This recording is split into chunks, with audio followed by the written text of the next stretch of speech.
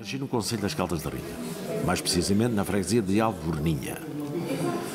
E aos 16 anos, sensivelmente, saí da freguesia de Alvorninha e vim para a freguesia de Tornada. Mas viver mais,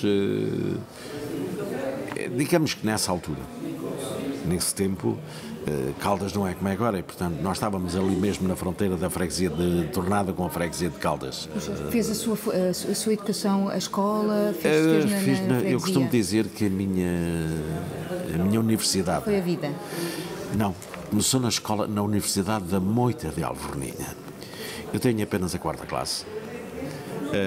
O facto de ter apenas a 4ª classe deu-me a possibilidade de aprender a ler. E desde que a pessoa aprenda a ler, se quiser, pode continuar a estudar sem ir a qualquer outra escola. Não é exatamente a mesma coisa, não tem direito ao chamado canudo, mas pode aprender lendo. A ler é que se aprende a ler. E fui aprendendo com a leitura que eu ia fazendo. Andando no mar 12 anos, havia aqueles colegas que se dedicavam a jogar as cartas. Eu tinha um outro hobby, eu lia, e então fui aprendendo qualquer coisa também com aqueles com os quais eu ia contactando e continuo a aprender. Sempre. Hoje mesmo estou a aprender convosco, estou a aprender. Eu vivia em Caldas, até, digamos, a ir para a escola da Marinha Mercante quando eu tinha 18 anos. Aos 18 anos, praticamente aos 19 anos, fui para a escola da Marinha Mercante em Caxias. E depois dali embarquei, o primeiro navio onde eu embarquei foi no Veracruz. Portanto, está a ver, não se lembra de Veracruz, com toda a certeza, não sei da história, mas eu andei no Veracruz. Embarquei no Veracruz naquela digamos, na altura crítica da Guerra do Ultramar. E foi a razão de eu ter saído do Veracruz, só fiz 3 viagens, precisamente porque eu não suportava, era muito doloroso para mim, a saída do navio de Alcântara e depois a chegada. Digamos que ainda era mais difícil a chegada do que a partida. Portanto, eu estou a falar em 1963, muitos anos. E depois aguentei uns quantos anos na Marinha Mercante, e em 1973, um ano sensivelmente, não chegou um ano, antes do 25 de abril de 1974, saí do mar para me estabelecer em Caldas, e estabeleci-me com um café, pastelaria em Caldas da Rainha. Onde, logicamente, algumas histórias foram acontecendo, uma delas que tem a ver com o 16 de março de 1974. No 16 de março de 1974, eu é que estava a abrir a Marisol, chamava-se e chama-se ainda hoje a Marisol, ainda existe. E eu fui acordado, o meu falecido pai, que já faleceu, foi-me chamar dizendo: Zé, aconteceu alguma coisa, porque veio aqui um GNR avisar-me para não deixar ir os teus irmãos à escola e tal. E eu fui abrir a Marisol, que normalmente abria às 6 da manhã, naquele dia eu até abri antes das 6 da manhã. Nesse 16 de março. Acontece que os dois primeiros clientes que eu tive, eu acabei de abrir a porta e entraram 2 clientes. Um deles eu conhecia bem. E ainda hoje recordo o que é que eles beberam e comeram. Foram 2 galões, 2 bolas de Berlim e 2 queques. E eu lembro isto por uma razão muito simples, é que, graças a Deus, depois aconteceu o 25 de Abril, logo no mês a seguir, portanto um mês e pouco depois, não é? Porque senão eu tinha lá ido para dentro, porque eram 2 agentes da PIT. Um deles que era muito conhecido, muito popular em Caldas, eu não vou dizer o nome dele, que não vale a pena, com o qual eu me dava muitíssimo bem. Aliás, ele era uma personalidade muito bem aceita na sociedade caldense, por isso eles estavam onde estavam. E já o outro que estava com ele, naturalmente, que já tinha vindo da capital, precisamente derivado daquilo que se tinha passado no quartel, naquela intentona, chamada intentona, do 16 de março. E a partir daí, depois aconteceu o 25 de Abril, e a seguir ao 25 de Abril, foi bom. O 25 de Abril foi bom para muitos e não foi tão bom para outros tantos. Bem, eu, por qualquer razão, 3 anos depois, fui parar aos Estados Unidos. Já lá tinha passado a bordo de um barco, de um navio onde eu andava, e depois lá fui parar como imigrante. O meu pai tinha uma profissão que era uma profissão muito brava. Já não existe hoje, graças a Deus. Agora há serrações, tudo elétrico, tudo automatizado, mas naquela altura, estou-lhe a falar há 76 anos praticamente, não é? Não havia nada disso, então toda a madeira era serrada à mão. E o meu pai era serrador, chamado um serrador de serra braçal. Para quem chegou ao dia de hoje, é o meu caso, portanto já venho de há 76 anos praticamente. Lógico que eu não me lembro daquilo que eu fiz quando nasci, né? Mas lembro-me desde muito pequenino. Portanto, digamos que eu lembro-me bem desde há 65 anos para cá. Tudo era diferente. Os transportes eram de bicicleta. Os transportes mais ou menos eram de bicicleta. Depois lá apareceu uma motorizada. E depois é que aparece o carro. O carro aparece na minha vida eu a conduzir, atenção, porque já havia automóveis, lógico, né? Quando eu tinha 20 anos. Portanto, aos 20 anos eu comprei o meu 21. Eu comprei o meu primeiro carrito. E a partir daí, pronto. E a Voz do Orelho foi sempre... a Voz do Orelho está no... A Foz do Orelho já está no gênese do povo caldense. Em que sentido? Faz parte. A Foz do Orelho faz parte. As pessoas das Caldas vinham aqui passear. A Foz do Orelho é, digamos, Caldas tem 2 praias. Caldas tem 2 praias, é? No concelho, que é a Foz do Orelho e Salir do Porto. A Foz do Orelho, logicamente, tem muito mais capacidade do que não tem Salir do Porto. Agora, se ligarmos Salir a São Martinho, mas São Martinho já é algo que passa.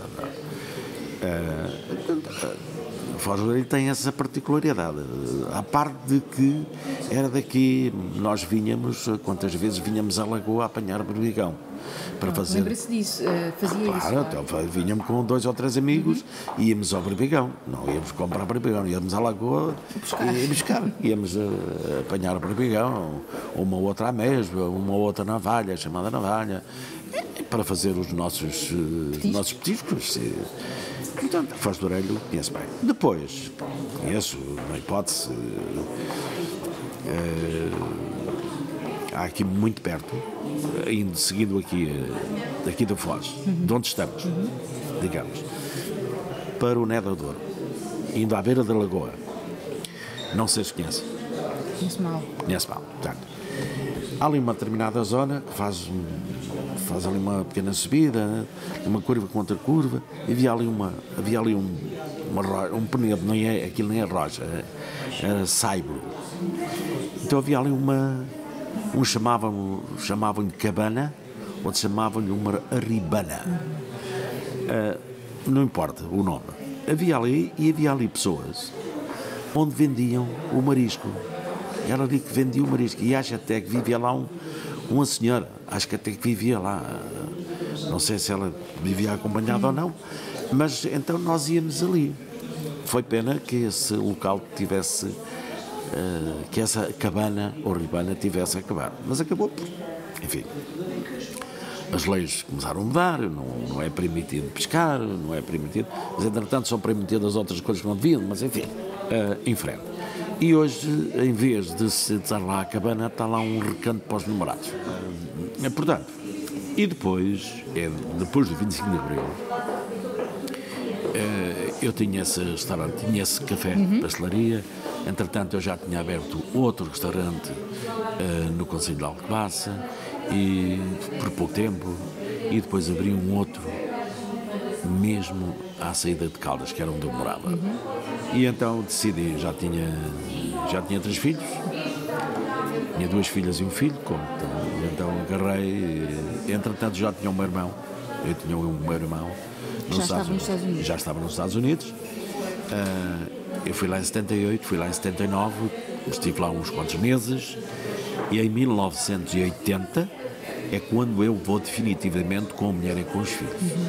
Porque, entretanto, ele naturalizou-se americano e mandou-me chamar a trabalhar na construção, porque é evidente, a gente vai daqui, não direi todos, mas a maioria absoluta vai daqui para, não se fala, o inglês é corriqueiro, e, portanto, temos que procurar trabalhar em algum lado que nós possamos fazer dinheiro, possamos ganhar dinheiro e ao mesmo tempo vamos aprendendo a falar. Eu nunca fui à escola, lá nunca fui à escola, nunca. Mas fui aprendendo com o tempo. E andei uns quantos anos, algum tempo com o meu irmão. Depois comecei a procurar outra coisa e abri, comprei o chamado um boteco. Sabe o que é um boteco? Sim. Um boteco é um cafezinho, Sim. Que já era de portugueses, chamado o Abril em Portugal. Era o Abril em Portugal. E eu comprei o Abril em Portugal, onde comecei a trabalhar e onde fui preso pela primeira vez na minha vida. Foi por estar a vender vinho que eu não podia. Que sabe que aquilo estava em Pensilvânia. Pensilvânia é um estado ainda hoje de lei seca. Lei seca. Então, para vender bebidas alcoólicas é preciso ter uma licença. E não a tinha. E eu não a tinha. Mas os portugueses, ao começar a beber um cafezinho que não tinha o cheirinho, é complicado. Então, eu vendia aquilo por baixo da mesa. Só que houve 5 portugueses que me acusaram. 5 portugueses que me acusaram. E não ficaram felizes enquanto não me viram lá dentro. Estive lá 3 horas. Sabe o quê? É que eu, 3 horas depois, eu estava cá fora. Tirado, sabe por quem? Por quem que me ajudou? Um americano. E no outro dia de manhã abri o café, como se nada tivesse acontecido. E um dos que me tinha acusado, que era um estabelecimento em frente, que não tinha nada a ver comigo, não tinha nada a ver com o meu ramo, foi o meu primeiro cliente a entrar para ir tomar um café. Só o que eu disse: não entres, pá. Oh, não entres. Não entres, que é para não perder a cabeça. Põe. Não entres. E depois comecei a falar com eles todos e falo com eles todos. Depois acabei por ficar com um bar, acabei por comprar um bar, restaurante, de um daqueles que me acusou. E durante esses quase 40 anos que esteve lá, sempre relacionado com, em termos profissionais, sempre relacionado com o mesmo tipo de negócio ou foi variado? Depois liguei mais à restauração, que é a minha área. Tive, portanto, o Abril em Portugal, e depois o tal bar e restaurante que eu comprei a senhora, que depois mudei-lhe o nome, aquilo chamava-se Cubata, porque tinha estado em Angola. Eu mudei o nome para Berlengas Island Restaurant, por ser vizinho aqui da Ilha das Berlengas. Depois abri um outro no centro da cidade de Filadélfia, no Chinatown. No Chinatown, que era o Portugal América. Um fast food. Um cantinho, que eu tinha lá mais um sócio, um fast food. Onde e eles é que diziam, não era eu, hein? Eu não conhecia o cheesesteak. Sabia lá o que era esse cheesesteak. Não sabia que era cheesesteak. Vamos abrir uma casa de cheesesteaks, hambúrgueres e os huggies. Vamos nessa. Eu só quis ver como é que se fazia. Então fomos a um local que ele estava a fazer aquilo e eu estava a ver. Se lá passei a fazer os melhores. Eles é que diziam que eram os melhores cheesesteaks que se comiam em Filadélfia. Não sei se era. Então estive ali e depois vim abrir um outro já em New Jersey, mais precisamente em Riverside, que se chamava Pavilion Restaurant, porque aquilo era na Pavilion Street E por isso ficou o Pavilion no restaurante. Quando menos eu esperava, fui parar à Flórida. Chateei-me com o meu sócio, e o meu sócio comigo, não sei o que, não sei mais, e às vezes é preferível a gente dar slides do que ficar ali. E então fui até à Flórida. Fui até à Flórida, onde fiquei 2 anos e picos. Fiquei 2 anos e picos, onde abri um restaurante. Abri um restaurante e que depois a tempestade, o Hurricane Andrews, fechou em agosto de 1992. Tive a felicidade de ser o chefe de cozinha número 1 na cidade de Miami no mês de janeiro de 1992, com a cozinha regional portuguesa. Sempre explorando exatamente essa vertente dos produtos populares, as ervas, as ervas aromáticas, os coentros, a hortelã, tudo aquilo, usando tudo isso, o azeite português, porque isso não havia problema em encontrar, o bacalhau, isso é a coisa mais natural, é ver bacalhau português, os azeites e tal, tudo isso. Então, Miami, não, os últimos 6 anos lá estive, deixei a restauração, já estava cansado. É uma prisão, não há fins de semana, não há nada. E então fui inspetor de segurança no trabalho durante 6 anos. Uma mudança assim Radical. Pronto, e de facto foi uma experiência espetacular, não é? Onde, enfim, quer dizer, não tinha nada a ver com a restauração, não é? Eu visitava trabalhos, tinha trabalhos em New York, tinha trabalhos em Pensilvânia, em New Jersey. Era funcionário estatal? Não era uma entidade privada? Privada, okay. Era de uma entidade privada. Mas tinha, portanto, trabalhos desde New York, Pensilvânia, New Jersey, basicamente, Delaware, Maryland, Virgínia. Então, decide voltar em 2015... De férias. Portanto, Estou de férias. Está de férias, tem alguma atividade? Tenho, faço rádio, não é? Faço um programa de rádio às quintas-feiras agora, na Rádio Mais Oeste, mas tenho, porque eu sou, como lhe disse, eu sou uma espécie de galinha do campo que não quer capoeira. E eu não consigo estar em casa. É escusado. Eu não consigo estar em casa, a não ser que eu não possa mesmo andar, não é? Aí não é. Mas até que eu consiga, é onde falo. Então tenho uma pequena loja, de artesanato. Do tempo todo que esteve nos Estados Unidos, vinha com regularidade aqui em Portugal? Vinha férias uma vez por ano? Uma vez por ano. Cheguei a vir 2 vezes, mas normalmente era uma vez por ano. Houve anos que não vi. Não vinha no verão? Ou não tinha... tentei sempre, nunca vi no verão. Eu não gosto de confusões. Okay. Não gosto de confusões. Mas tinha alturas específicas para vir? Normalmente vinha na altura mais barata, que a gente costuma dizer que é a altura mais barata. Que é os bilhetes dos transportes aqui para lá não são baratos, são caros. Não. Se viermos no verão, então, na altura do Natal, é caríssimo, porque eles aproveitam-se dessa situação. É lógico, não é? Sim. Eu, se tivesse uma companhia de aviação, fazia a mesma coisa, claro. Não é? E, portanto, vinha naquelas alturas mais económicas. Ainda cheguei a vir de borla, atenção. Cheguei a vir de borla. Porquê? Porque eu dava publicidade à TAP e uma vez arranjaram-me uma viagem.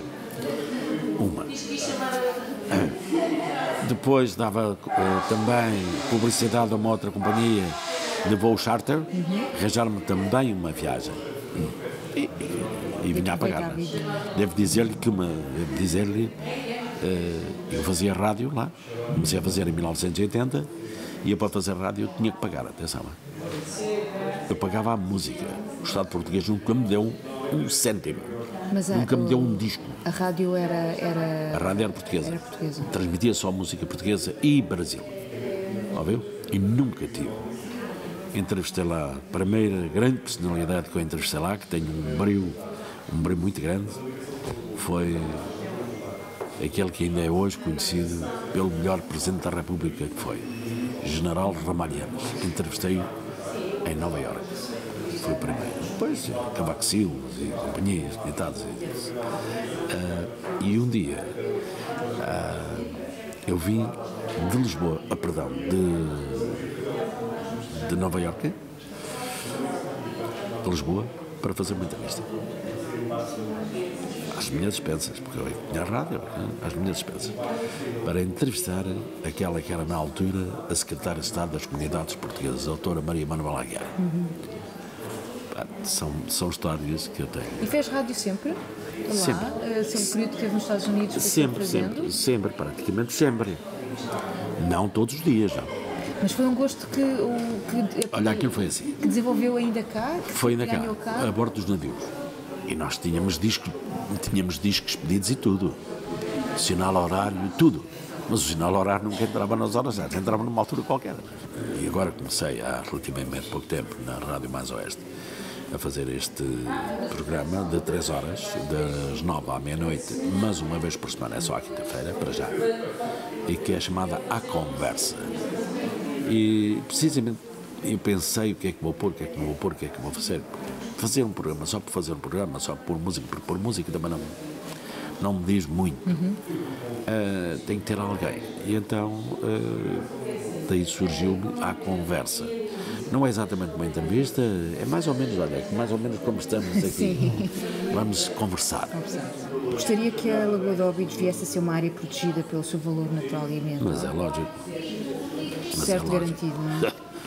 Aí só pode haver um sim. Sempre. Sem fim. Portanto, sem reserva, acha que é mesmo muito importante. Lagoa de Óbidos tem servido. Não. A Lagoa de Óbidos tem-se servido dela. Muitos ainda se continuam a servir dela.